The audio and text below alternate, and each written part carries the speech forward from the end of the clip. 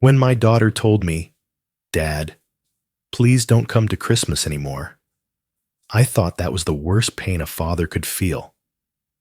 I stayed quiet, convincing myself she just needed time. But this year, she invited her husband's father instead, the man who seemed to slip so easily into the place I once held. That invitation wasn't just a seat at the table. It was a message. I had been replaced. For years, I sent gifts, paid for my grandkids' school, and called every holiday, even when the calls went unanswered. I told myself it was all worth it, that one day she would see my efforts. But that Christmas proved something far darker was at play. By the time the dinner ended, secrets I was never meant to hear began to surface. Lies that had been whispered for years. Money that had quietly disappeared. And a truth about my daughter's loyalty that cut deeper than any rejection. What happened that night changed everything. And by the next Christmas, the seat at the table wasn't the only thing that had shifted.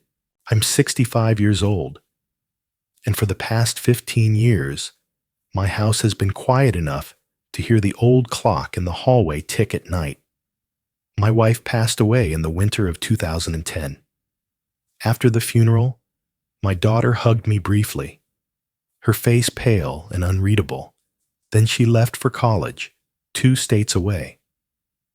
That was the first time I felt how far apart we had grown.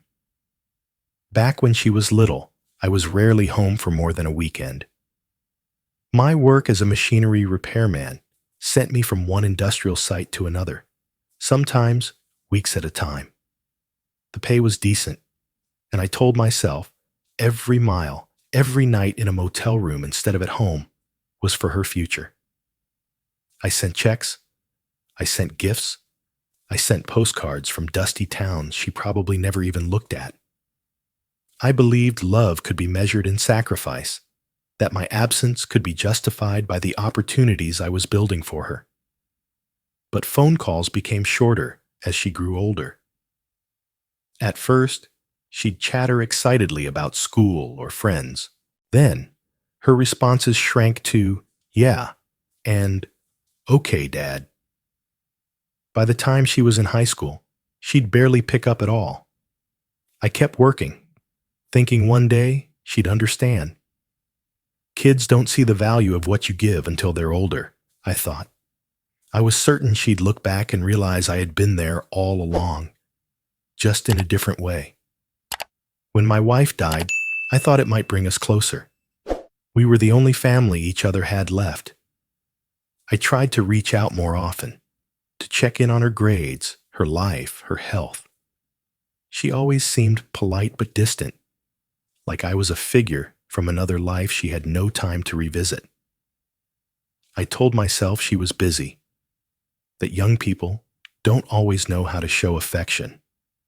But deep down, I could feel the cold air between us. Years passed, and she got married. She called to tell me, not to invite me to plan. "It'll be small, Dad, just immediate family," she said, over the phone, her voice even. I drove 6 hours to attend anyway, sitting quietly in the back. When she spotted me, she looked surprised but didn't ask me to leave. She introduced me to her husband, a polite man named Eric, who shook my hand as though it was a formality. The reception was warm to everyone else, but I felt like a guest at my own daughter's life. The first Christmas after she was married, she invited me. I drove down with a trunk full of gifts, too many for one night probably. The dinner table was long, and I was seated at the far end, next to a potted plant. Her husband's father, John, sat at the center beside her. I noticed how easily she laughed at his jokes, how her eyes softened when he spoke. At the time, I told myself I was reading too much into it. But year after year, the invitations continued with the same quiet formality. I'd bring gifts. She'd thank me politely. Her husband would talk to me about weather or football, nothing deeper. And John was always there. Sometimes I'd arrive to find him already helping in the kitchen, wearing an apron, looking like a permanent fixture in a home that felt more his than mine. One Thanksgiving, as I was leaving, I saw my daughter hugging John tightly at the door. She whispered something to him, her smile warm and familiar, the kind she hadn't given me in years. It stung, but I told myself again, I was imagining things. Maybe he just had more time. Maybe he was simply filling a gap I left behind. Still, every holiday carried the same undertone. She'd invite me because it was polite, but the space between us never closed.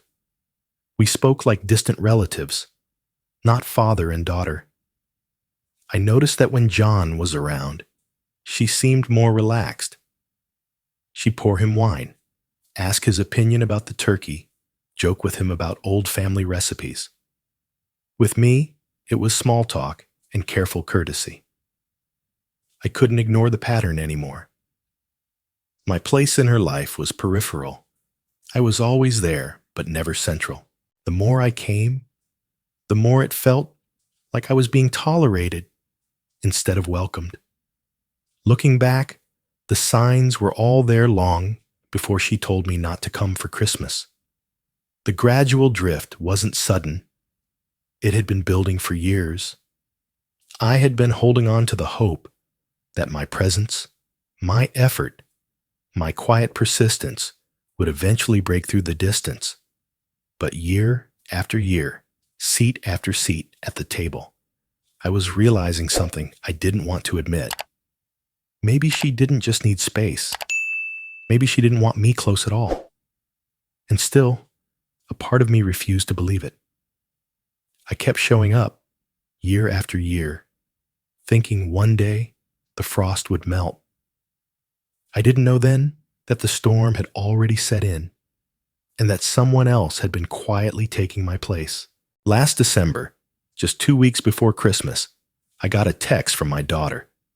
No phone call, no warm words, just a short, flat message. Dad, you don't need to come to Christmas this year. I stared at the screen for a long time, reading it over and over as if the words might change. There was no explanation, no excuse about her being busy, no suggestion of meeting another time. It was simply a closed door, quietly but firmly shut. I typed out a reply, something about understanding, about maybe seeing her in the new year, but I never hit send. What was there to say? You can't argue your way into someone's table when they've already decided you don't belong there. That Christmas Eve, I sat alone in my living room. I didn't turn on the lights or decorate. The boxes of old ornaments stayed in the closet. I heated a frozen dinner and ate in silence, the sound of the clock ticking louder than usual. Injustice has a strange way of settling on you.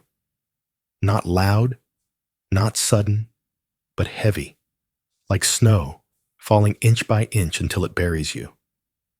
I thought about all the years I'd shown up, even when I felt out of place, all the gifts, all the careful words to keep the peace. And still, I'd been pushed further to the edge until I was finally off the map altogether. I told myself maybe it was temporary. Maybe she needed space. But deep down, I knew better. There are some doors that don't reopen once they've been shut. This year, I didn't expect an invitation.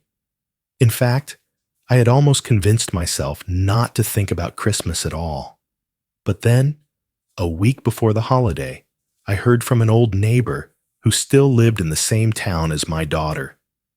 We were catching up about nothing in particular when she said, almost casually, "I hear your daughter's Christmas dinner will be quite the gathering this year.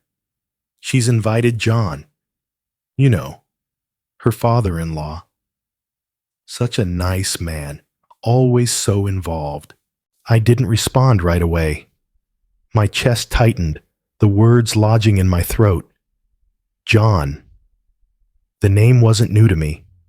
I'd seen him at nearly every holiday I'd attended, but hearing that he was invited this year when I had been told not to come was something different entirely. It wasn't just that I was excluded. It was that someone else had taken my seat, and not just anyone. John had once been a familiar face in my life years before my wife passed. We'd met through work. He managed a smaller repair shop that occasionally subcontracted jobs to my company. He was the kind of man who could talk to anyone, the kind of man people liked right away. My wife had liked him too. She'd invite him over for barbecues in the summer, laughing at his jokes while I grilled steaks. I never thought much of it at the time. He was just a friend, another easygoing presence in our circle. But somewhere in the years after, we'd lost touch. I never questioned why he drifted out of my life. Now, sitting with the phone still in my hand, I wondered if I had missed something all those years ago. It wasn't just suspicion. It was the way my daughter acted around him during those holidays. Comfortable, warm, trusting in a way she never was with me. I had always chalked it up to personality, to the time he spent nearby. But now, with my invitation gone and his secured, I couldn't help but see it differently. I drove to the old storage shed behind my house that evening, unlocking boxes I hadn't opened in years. There were old photos from those summer barbecues, the ones where John stood just behind my wife, smiling at the camera like he belonged there. I found cards my daughter had made as a child. Some signed with love for me, others signed from all of us, a phrase I had never thought much about until now. Memories have a cruel way of rearranging themselves when you start to question them. This Christmas wasn't just about a missing invitation. It was about the seat at the table that had been quietly filled by someone else. And now I wondered if that replacement had started long before I noticed it. I didn't call my daughter to confront her. I didn't call John either. Instead, I sat with the weight of it, the curiosity gnawing at me. There was a story here, one I hadn't been told, and the more I thought about it, the more I realized I needed to know what it was. Christmas was only days away, and I wouldn't be there. But that didn't mean I wouldn't be watching. I didn't sleep much after hearing about John's invitation. My mind kept circling back to old memories, ones I hadn't touched in years. I started to see them differently now, like pieces of a puzzle that had always been there but never connected. It began with my wife, years before she passed. There had been a summer when she seemed distant. I was on the road more than usual, taking double shifts to cover a contract that required me to be away for nearly 2 months straight. When I came home, she was warm enough, but there was a guardedness I couldn't quite name. I chalked it up to stress. But now, thinking about John's easy laugh, his comfortable place in our home during those barbecue afternoons, I wondered what conversations had happened in my absence. I remembered coming home one weekend to find John in the backyard fixing the gate. My wife told me he was just helping out. I thanked him, but he left quickly, avoiding much small talk. I didn't think much of it at the time. Now, I couldn't ignore the possibility. Had John been more than just a family friend? I tried to shake the thought, but it clung to me. My daughter's closeness to him suddenly made more sense, or at least offered an explanation I hadn't wanted to consider. If John had ever undermined me, subtly in ways I couldn't see, Then maybe he'd been shaping her view of me for years. The idea burned in my chest. I thought of all the times she'd smiled at him, confided in him, while she barely tolerated my presence. Was it because I had been absent, or because someone else had been quietly replacing me all along? For the first time in years, my sadness shifted into something sharper. It wasn't just regret anymore. It was suspicion, and beneath that, anger. I didn't storm over to her house. I didn't call John. I knew better than to walk into a fight without knowing what battlefield I was standing on. Instead, I started paying attention. I asked careful questions when I spoke to mutual acquaintances, old friends, people who had been around back then. I listened more than I talked.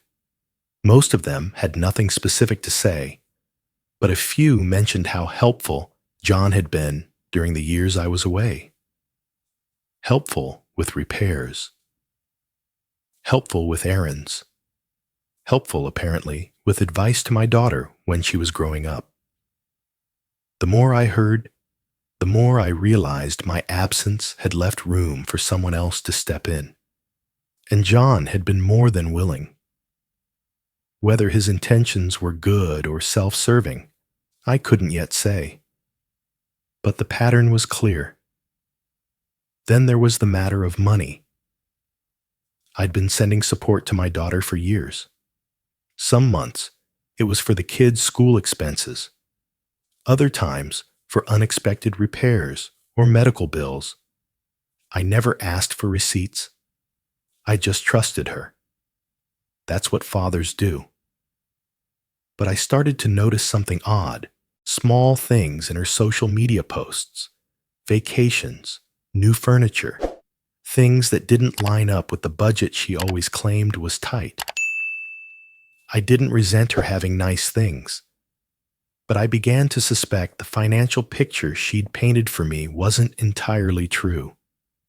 I pulled out my old bank statements, looking over years of transfers. It was more than I remembered, much more. I'd been helping cover their mortgage, their kids' tuition, even the down payment on their car. I didn't mind helping. But now, I wondered if I had been more than just a safety net. Had I become their foundation without even realizing it? The thought didn't make me angry at the money. It made me angry at the lack of honesty. I decided then, no more. I wouldn't confront them outright. Not yet. Confrontation would only give them the chance to defend or deflect. I needed to understand the full scope before I made any move. And so I planned to do the one thing they wouldn't expect. Nothing. No calls, no visits, and starting immediately, no money. It was amazing how much strength there is in silence. For years, I'd thought being a good father meant always stepping in, always bridging the gap, always giving, even when it hurt. But maybe the only way to be heard now was to stop talking. The decision wasn't about revenge, at least not yet. It was about clarity.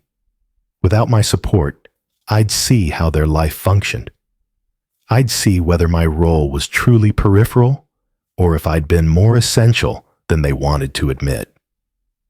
As I sat in my quiet kitchen that night, the house dark except for the yellow light above the table, I felt something shift inside me. For the first time, I wasn't waiting for an invitation. I wasn't hoping for a text that might never come. I was taking control, not of them, but of myself.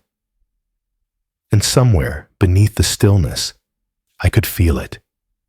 The first flicker of resolve. I pulled out the old folders from the bottom drawer of my desk, the ones I hadn't opened in years. Bank records, transfer receipts, handwritten notes I'd made when I wired money for one thing or another. At first, it felt like a tedious exercise, but the further I went, the more I realized just how much I had quietly invested in my daughter's life. There were tuition payments for my grandkids, of course, medical bills for a broken arm one year, car repairs the next, mortgage help during the pandemic. All of it had felt necessary at the time, the kind of support a father should give without hesitation. But then I noticed something strange. In 2018, I'd sent a larger sum, significantly larger, because she said there had been unexpected legal fees. I remembered feeling concerned, but she brushed it off as something minor and private. At the time, I respected her privacy. Now, I pulled that statement closer and stared at the amount. It wasn't small, and the timing nagged at me. Around then, I vaguely recalled John's shop going through a rough patch.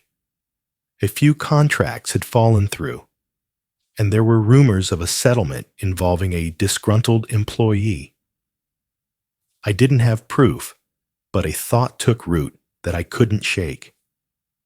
What if that legal fee I'd covered wasn't for my daughter at all? The more I sat there, the more it made sense in a way that sickened me. My absence had left her vulnerable, and John had been close enough to offer guidance, close enough to suggest stories she might tell me when money was needed. The realization landed like a stone in my stomach.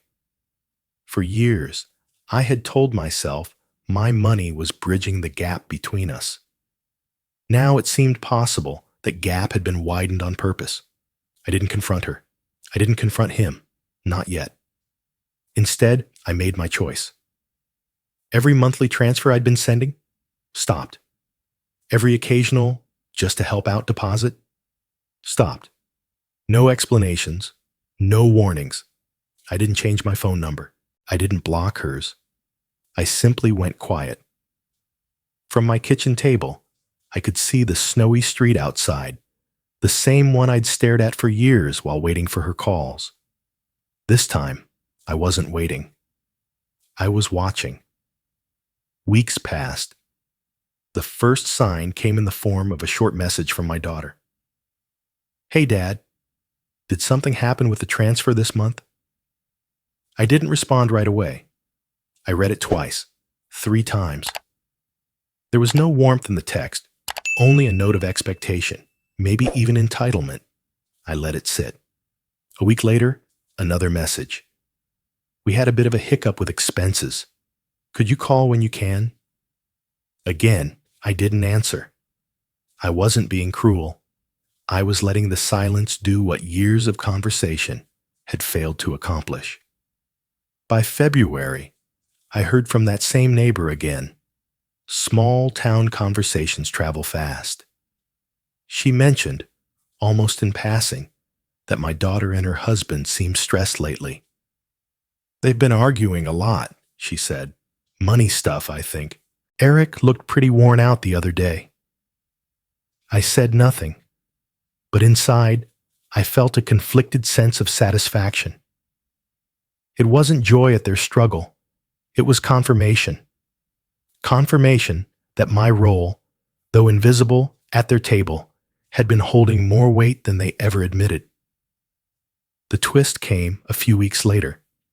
I stopped by the local hardware store, and who should I see at the counter but John himself? He looked tired, older than I remembered, but he still had that easy smile. He greeted me warmly, but there was a flicker in his eyes, something cautious. "How's the family?" I asked casually. "Oh, ups and downs," he said, shifting his weight. "Young folks have a lot on their plate these days." I didn't press him. I didn't need to. The strain in his tone told me enough. Whatever was unraveling in my daughter's household, he knew about it.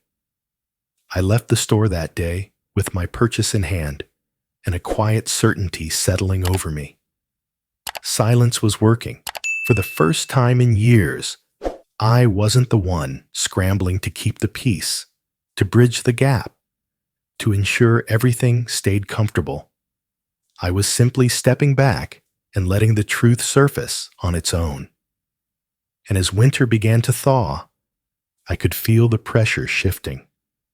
Not toward a confrontation, but toward an inevitable reckoning. The call came on a Thursday evening.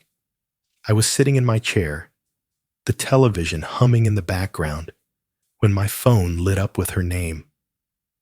I stared at it for a moment, wondering if I should answer. I did. "Dad, what are you doing?" Her voice was sharp, frustrated in a way I hadn't heard before. "Good evening to you too," I said, calm and even. "This isn't a joke. The money, you just stop sending it." "Do you know what kind of position that puts us in?" I let the silence stretch a beat before replying. "I'm just doing what you asked, remember? You told me I wasn't needed for Christmas anymore. I assumed that meant in every way." There was a pause on the other end. I could almost hear her sorting through the words, trying to decide if they were an attack or simply a fact. "That's not the same thing," she said finally, her tone quieter. "No," I agreed. "It's not. But it made me think about a lot of things." There was another pause. Then her voice came back, sharper this time. "You've never understood, Dad. You were always gone. And John, at least he was around. At least he cared." The name landed like a stone, but I stayed steady. "John," I repeated. She hesitated. "He told me once, years ago, that you only ever cared about money. That sending checks was your way of avoiding the real work of being a father." For a moment, I said nothing. I felt the old anger rise up in my chest, but I kept it contained. The words weren't a surprise. Not really. They only confirmed what I'd suspected for a long time. "I see," I said finally, my tone flat. "And you believed him." "I was a kid," she said defensively. "I didn't know any better." I didn't argue. There was nothing to win in this conversation. Not now. I ended the call politely, promising we'd talk again soon. But I knew the real conversation I needed to have wasn't with her. It was with John. I waited 2 days before I reached out. I called him on a Saturday morning, casual as I could manage. "Hey, John, you free for a cup of coffee? Haven't caught up in a while." He hesitated, just long enough for me to notice, before agreeing. We met at a diner halfway between our towns. He looked older than I remembered, his hair thinner, his smile a little tighter. But he still had that same easy way about him, the kind that made people underestimate him. We talked about small things at first, the weather, his shop. Then I leaned back in my chair and set my coffee cup down carefully. "She told me what you said," I said, my tone even. His eyes narrowed slightly. "Who told you what?" "My daughter. About how you told her I only ever cared about money." He exhaled slowly, leaning back. "That was a long time ago." "So you admit it?" He didn't flinch. "I admit I might have said some things when she was younger. She was upset. You weren't around.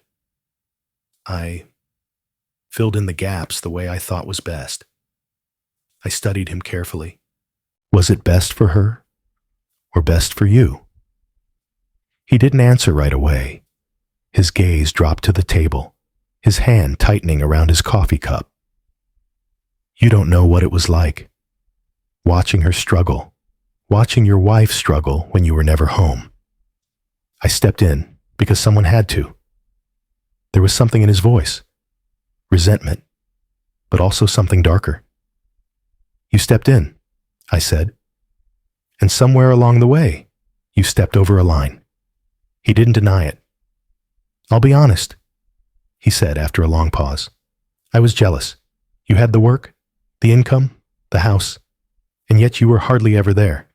It didn't seem fair. So, Yes, I may have shaped her view of you, maybe more than I should have. There it was.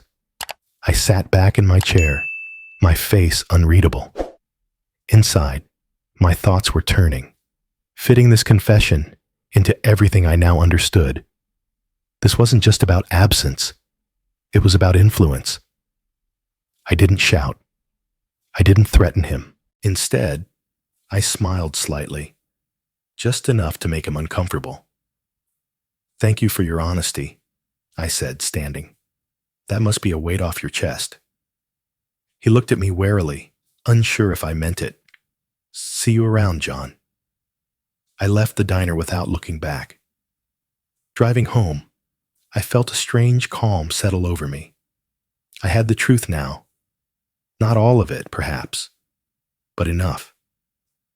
Enough to understand why my daughter's heart had always been turned just slightly away from me.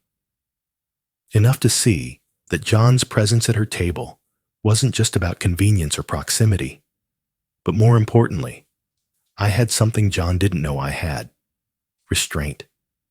He'd confessed to me, and I hadn't used it against him. Yet. That was my leverage. For the first time in years, I wasn't just reacting to what was happening in my family. I was shaping it. And Christmas was still months away. I didn't call my daughter right away. I waited. The conversation with John had left me with more than just answers. It left me with clarity. If I went to her angry, if I went to her demanding, I'd only confirm the story she'd been told for years, that I was unreasonable, selfish, disconnected. So I waited until the snow had melted, until spring brought a little warmth back to the air. Then I called her, my voice steady. "Can we meet? Just the two of us." There was hesitation on her end, but eventually she agreed. We met at a quiet coffee shop in her town. She arrived looking cautious, her arms crossed over her chest as she slid into the booth across from me. "I'm not here to argue," I said before she could speak. "I'm here to tell you what I know, and then you can decide what you want to do with it." Her brow furrowed. "What does that mean?" I leaned forward slightly, keeping my voice calm. "I know there were things said about me over the years, that I only cared about money, that I wasn't there for you. And I can't change the fact that I worked too much when you were young. That's on me." She didn't look away, but her arms loosened slightly. "What I can tell you," I continued, "is that every check I sent, every hour I worked, it was for you. I can't undo the miles I traveled instead of the evenings I should have been home. But I can set the record straight. I didn't stay away because I didn't care. I stayed away because I thought it was the best way to care." She swallowed, her gaze softening, though she said nothing. I didn't mention John. Not his confession, not his jealousy, not the way he'd shaped her view of me. This wasn't the time for that. Instead, I gave her something else to consider. "You know," I said, "people who care about you don't always tell you the truth you need to hear. Sometimes they tell you the truth that makes them look better. That's not love. That's control." She sat back, her expression thoughtful. "I'm not asking for anything," I told her. "Not money, not invitations, not even an apology. I just want to make sure you know the truth as I see it.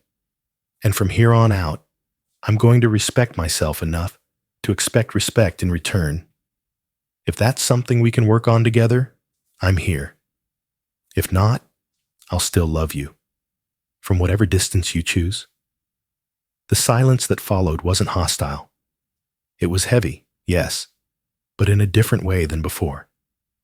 She nodded slowly, her voice quiet. "I need to think about that." "That's all I ask," I said, finishing my coffee. We didn't hug when we left, but there was no coldness. For the first time in a long time, I felt the door wasn't closed. It was just cracked, waiting to see if she'd open it. The months passed quietly. I didn't reach out, but I also didn't avoid her. If she texted, I replied. If she didn't, I let the silence be. Then, as summer turned to fall, a card arrived in the mail. The envelope was simple, my name written in her careful handwriting. I opened it to find a Christmas invitation. Dad, Christmas dinner this year wouldn't be complete without you. I hope you can come. Love, Anna. It was the first time in years the word love had appeared in her handwriting to me. I studied the card for a long time. There was no mention of John. Out of curiosity, I made a discreet call to that same neighbor I'd spoken to before. She confirmed it casually. Oh, it'll be a smaller gathering this year. Just family. John won't be there. I didn't ask why. I didn't need to. Christmas came with a thin blanket of snow. I drove to her house with a bottle of wine in one hand and a small box of gifts in the other. Nothing extravagant, just thoughtful. When she opened the door, she smiled. It wasn't wide or overly emotional, but it was real. Inside, the table was set for a modest dinner. Her husband greeted me politely. The kids ran to show me their new toys. And my daughter. She pulled out a chair near the middle of the table, not the far end, and gestured for me to sit. The meal passed without tension. There were moments of laughter, small shared stories. It wasn't a grand reconciliation, but it wasn't strained either. It was normal. As I drove home that night, I realized something. The seat at the table wasn't the victory. The victory was knowing I hadn't forced my way back into her life. I had stepped back, held my boundaries, and let her choose to make room. And maybe that's the lesson I'd been missing all along. You can't make someone value you by showing up uninvited. You can only hold your place until they decide they want you there. I don't know what next Christmas will bring.